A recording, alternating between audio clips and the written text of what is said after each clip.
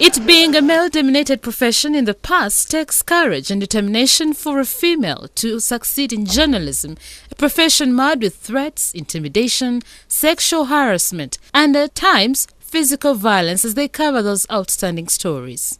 On 24th March 2016, the then Minister without portfolio, James Biandala, punched Ms. Judith Nalugwa of Bukele TV in the lower abdomen at the registry of the Anti-Corruption Court in Kololo. On 2nd March, Remy Bahati, reporter with a local TV station, was rather violently arrested by police as she was going about her work. They want to spray journalists as they are covering the events. You can be able to see.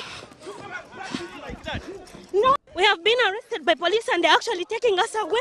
To these two, it was physical violence. To others, it may be sexual harassment or even other challenges. To juggle between home and work is quite something. Sometimes when you have to go to the field and stay late hours, you have to have a partner who is really understanding. Your children have to be really understanding because you take time away from their time and you give it to your job.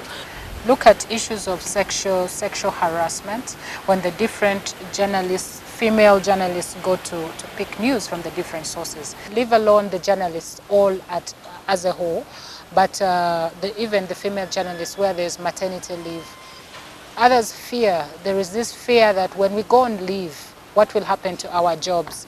A worldwide study conducted by the International Women's Media Foundation last year showed that nearly 2/3 of the 977 women journalists questioned were victims of intimidation, threats, or abuse in connection with their work. In a third of the cases, the person responsible was their boss. Nearly half had been subjected to sexual harassment and more than a fifth to physical violence. The public argument, however, is that the female journalists tend to present themselves sexually, and that is why they are not taken seriously and even fall victim to sexual harassment. Dressing immorally and appearing appeasing to other people so that they capture certain news that the people need, because they know once they release such information, it will change it create change in the community that they live in.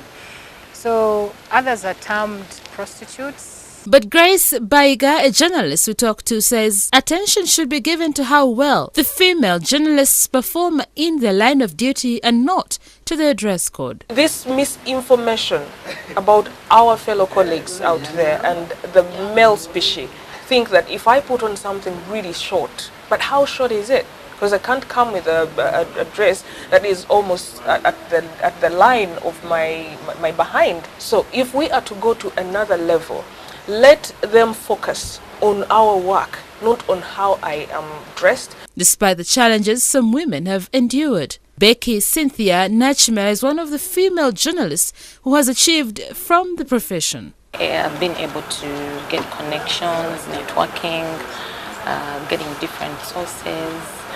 I've been able to explore. The journalists, however, call out to concerned parties to better their life as journalists. Even as women, we should stop feeling this inferiority complex.